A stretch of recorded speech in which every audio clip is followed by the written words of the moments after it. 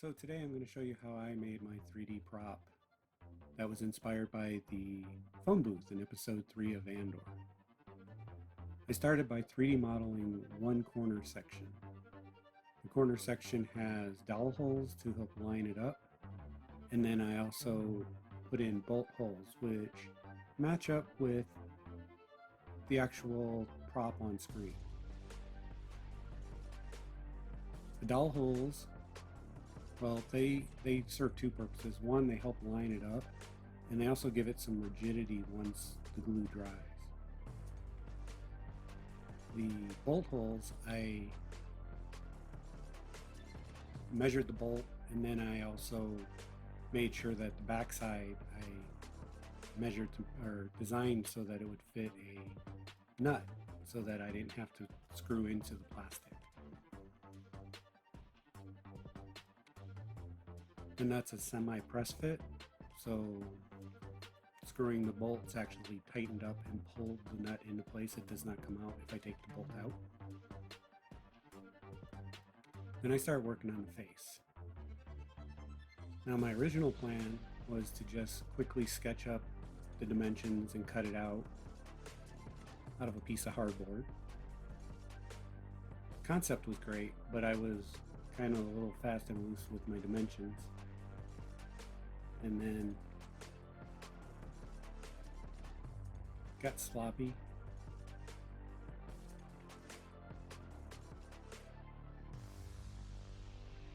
So what happened is I had a lot of wide gaps. That was a little too wide. So I started over and I slowed down. This piece of hardboard happened to already be pre-painted gray. Coincidental, it wasn't intentional.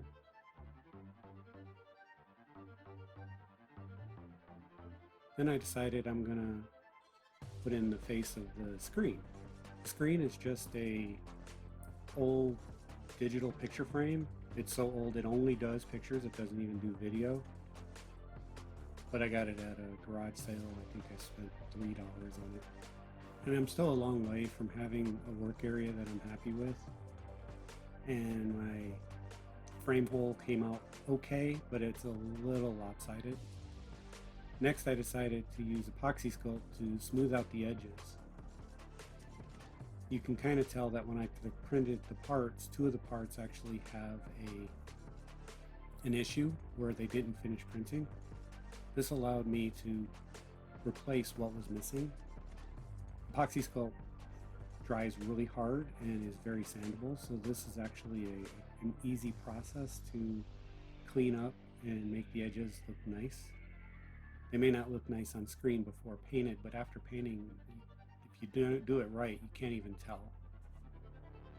And I used epoxy sculpt on the inside to actually create little corner brackets to hold the frame. And I got just sanding. Now this is gonna be a beat up prop. This part's been around for a while, it's been sitting on the wall. So I'm not worried about making the corners perfect. Then I decided, hey, maybe I should make sure that all the parts that I want to put in it are going to fit. As you can tell, most of the parts are 3D printed. The two red buttons are real switches. The yellow button is a bingo chip. So I start loosely measuring center and where I want to put stuff.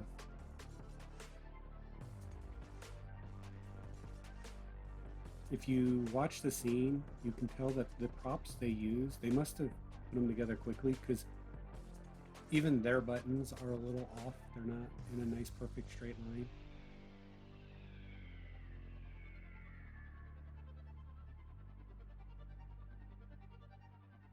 So I make sure the right panel and the speaker grid are approximately level with each other at the top, and I start gluing things down.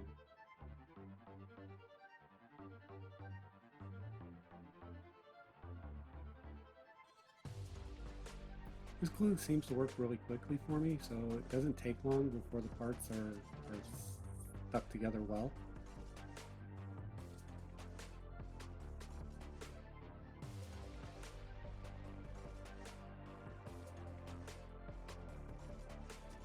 when I make props, it's usually inspired by. I very rarely try to make something look exactly like the prop in the show, more because I know my limitations, and if I try that hard, I'm just going to be disappointed.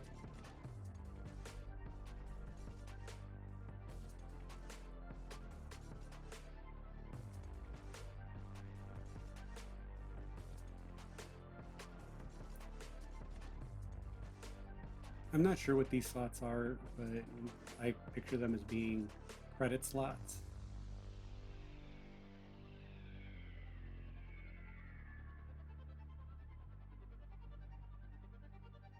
And I spaced them about a half an inch apart, with the top edge level with the bottom panel.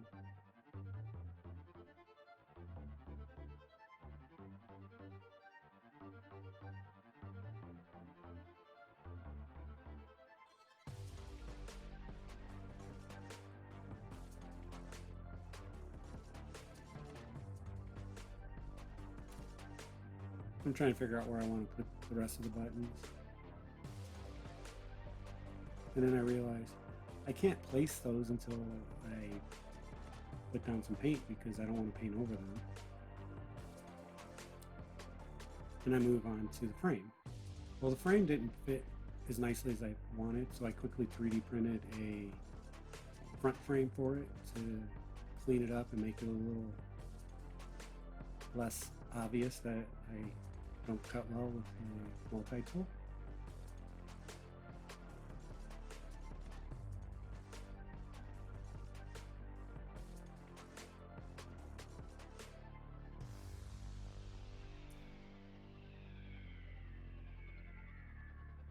I'm stuck on the Tasty Peezos logo for some reason, so I'm adding it to a bunch of things that I'm working on. I don't know why. I did a quick primer coat.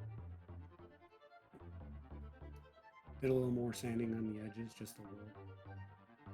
And then the four corners and the chamfered edge, I used Bondo to get rid of the 3D printed lines, because I didn't have enough primer to actually get those with the filler primer.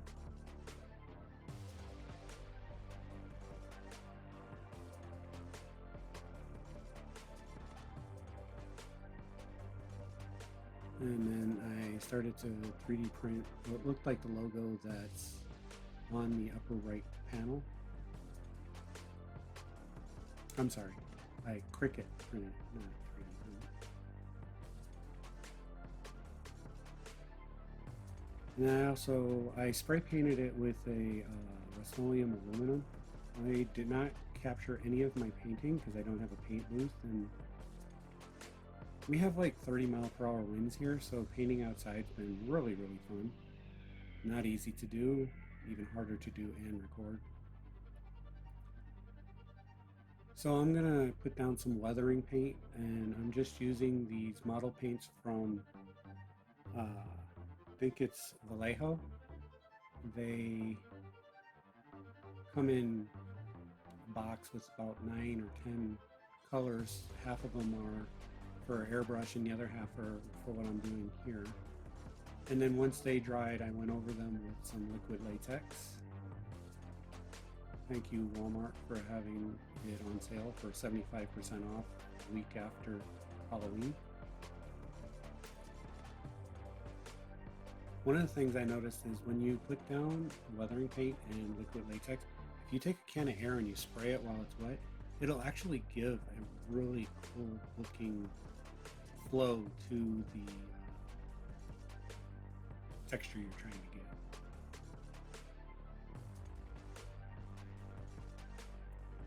So now I'm going to put in some lighting, and I'm just using these popsicle sticks as spacers and to get my measurements right.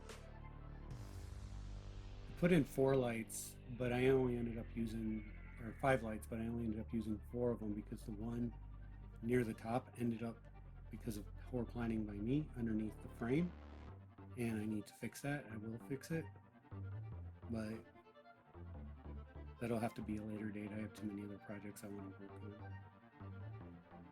on. Added some more liquid latex.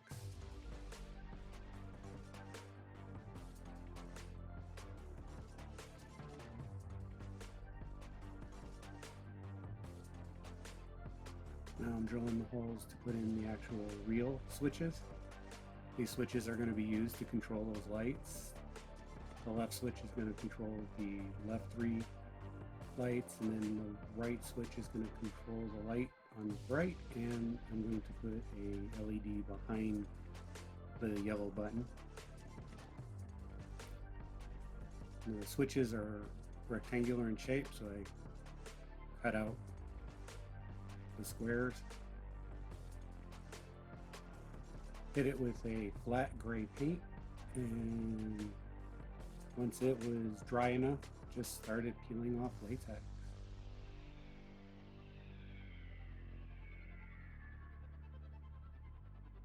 I feel like when I do weathering, there's like a line that I could be crossing, where did I do too much? Did I not do enough? Looking at this, I should have done this blue a different way, but it came out beat up and it works. Would I have done it differently if I do this again? Yes, but it works for what I'm doing.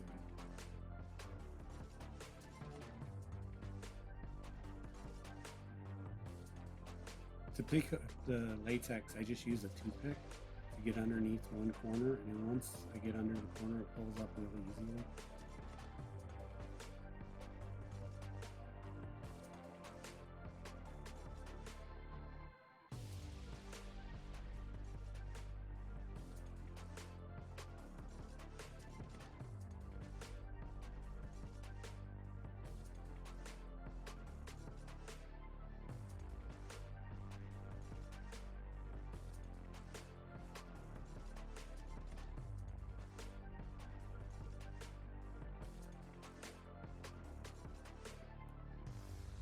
To get the switches to fit, I had to break off the tabs that hold them in place. So my go-to whenever I do something like that is good old hot glue.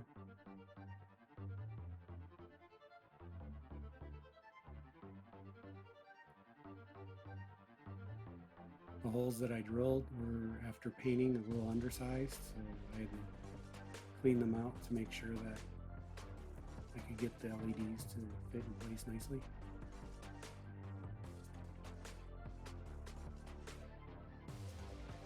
You can see the one that's up by the digital picture frame, it was way too close. I should have moved it over about another inch.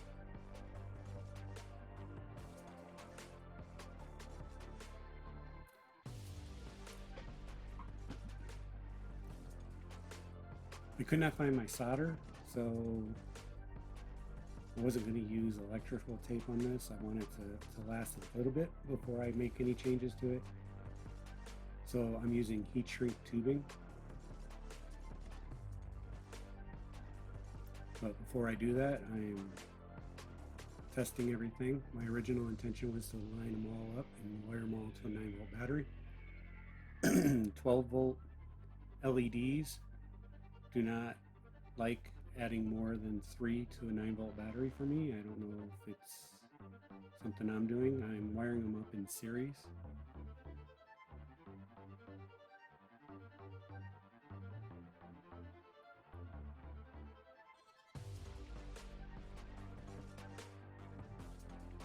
I keep trying to add that extra LED, and it just, once I go more than 3, it just did not want to light up.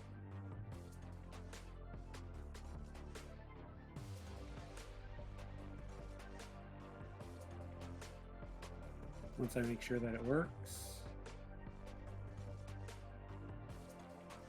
I start working on the other side and decided that I'm going to do 2 different. I'm going to actually make the second switch work for me, which originally was not part of my plan. Gluing that down was not smart because that upper light did not work and I had to undo some of that.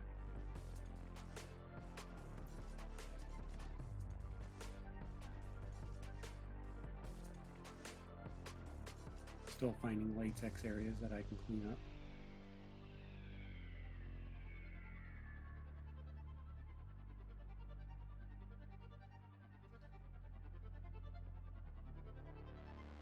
For the speaker grid, I put a piece of EVA foam behind it.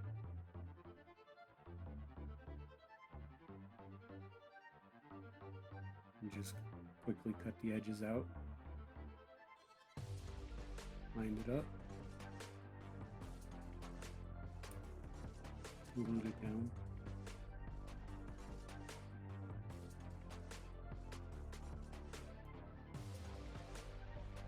I didn't plan putting these buttons down very well, so I created a little makeshift spacing.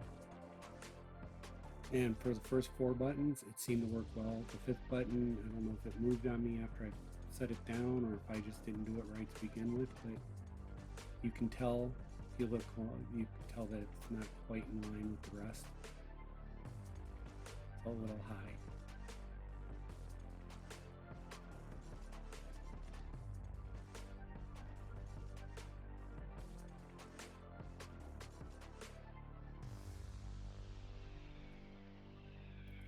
So now I'm going to put in the yellow button. So I take some weathering paint, put it around the corners, and then, like I said earlier, I use an air can to push it out so that it looks like it's moving out from underneath. I feel like the 3 buttons on the upper right get the most use by a user, so that's why I added extra weathering to those. And then I glued the battery down because now I know it's in a good place and it's working. And then I added a light behind the button, which I got from a dollar store light bulb that ran off of 3 AAA batteries. And finally gave up on the light at the top after a minute and just wired the bottom.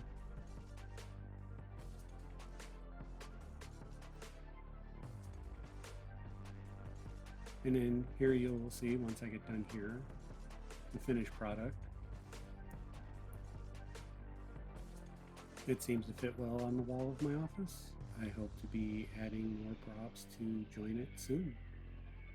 If you like this video, please like and subscribe. Thank you for watching this far.